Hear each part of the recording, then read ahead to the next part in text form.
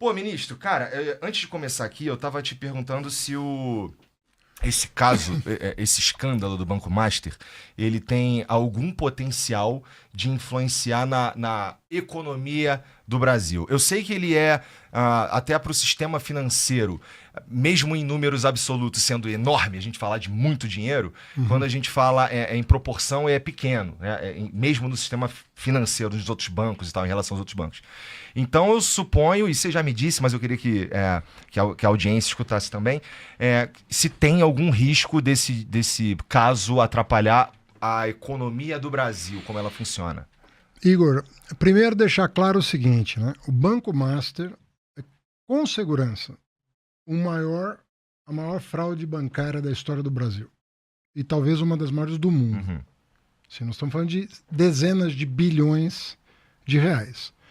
Um esquema que começou lá atrás, 6, 7 anos atrás, e ganhou uma proporção enorme com um esquema que era o seguinte: ele emitia CDBs, que é uma dívida do banco, né? Você está comprando uma dívida do banco, só que ele vendia esse CDB com a garantia de um fundo privado que foi montado lá atrás, justamente para garantir o correntista de um banco que eventualmente venha a ser liquidado. A gente está falando de um fundo privado que é feito, ele existe por esforço dos bancos. Inclusive dos públicos. O Banco do Brasil participa, a Caixa participa, que estava em 120, 130 bilhões de reais, uma poupança ali para caso desse algum problema num banco, num sistema financeiro, o correntista até 250 mil estava coberto. O que eles fizeram? Eles começaram a vender CDB, pagando altíssimas taxas de juros, e começaram a arrecadar grana.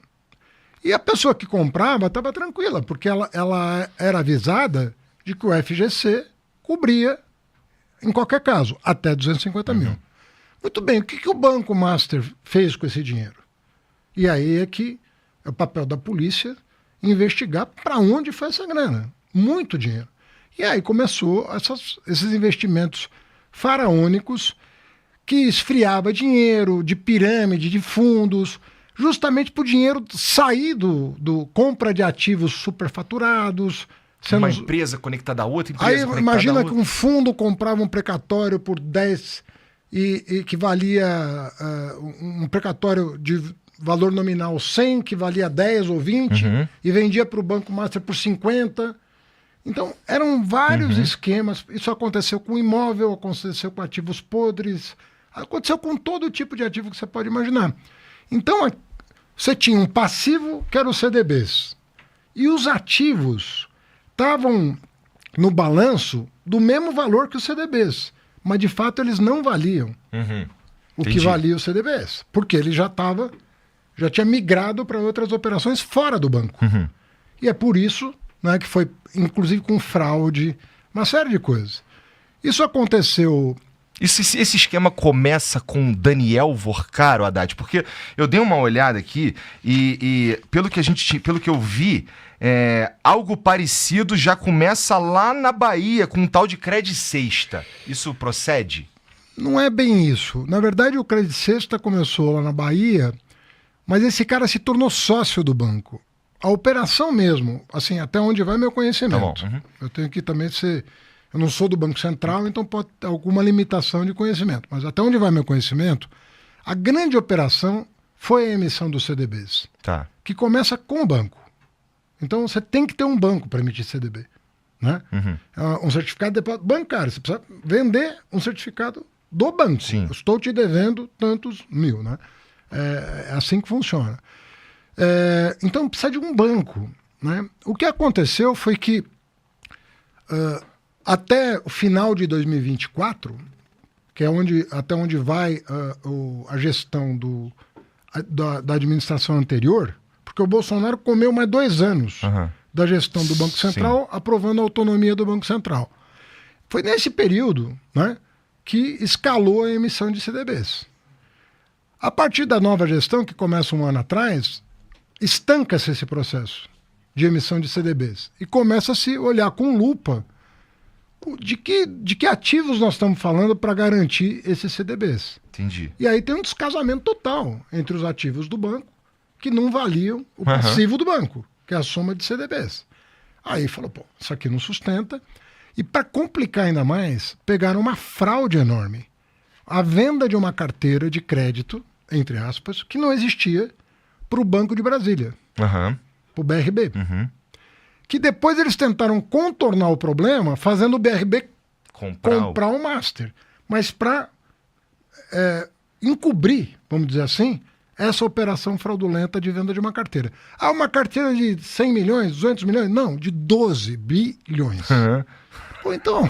Ó, essa não dá para se pegar essa soma em dinheiro, não dá para encher essa casa com é muita nota. grana, é muita grana. E o cara, assim, vivendo nababescamente, comprando o que queria, com 40, 50 bi.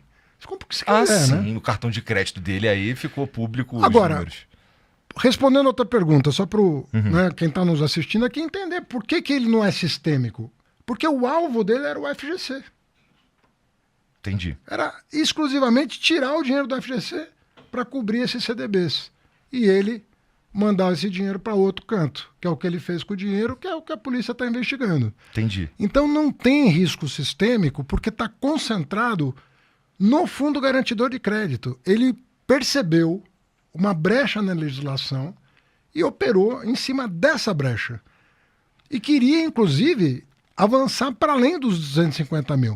O Banco Master chegou a atuar no Congresso Nacional para passar essa garantia para 1 milhão. Eu lembro. Foi no ano passado, não é? Ano retrasado. Retrasado, estamos em 26. Em 24, de 23 para 24, eles começaram a operar para passar para 1 milhão a garantia. Ficou conhecida como emenda Banco Master, alguma coisa assim. Aí, meu amigo, não ia sobrar um centavo no Fundo Garantidor de Crédito. E muita gente ia perder muito dinheiro, porque nem o fundo ia conseguir suportar o rombo que ele ia dar. Então, por isso que eu estou dizendo, não é sistêmico, em função da existência do FGC, machuca o Fundo Garantidor de Crédito para valer. Está pegando aí de 30% a 50% do volume do fundo, mas está restrito a isso. Agora, uma pancada como nunca se viu na história do sistema financeiro brasileiro. É verdade. E aí a gente tem, então entendi. A gente tem a fraude, ela era mirada num fundo que era particular, que é construído pelos bancos. Pelos bancos, pelos grandes bancos brasileiros. Isso significa que para a economia do Estado brasileiro isso não representa risco. Não machuca a economia. Agora, esse prejuízo, ele ao longo dos anos, ele acaba sendo socializado. Por quê? Porque o FGC vai ter que ser recomposto.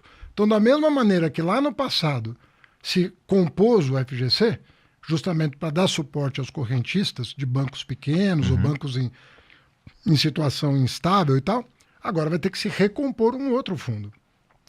Quem vai pagar isso, hein, família? Será que é tu? Espero que mudando as regras, porque as brechas que permitiram ao Banco Master fazer essa operação, elas não podem existir mais.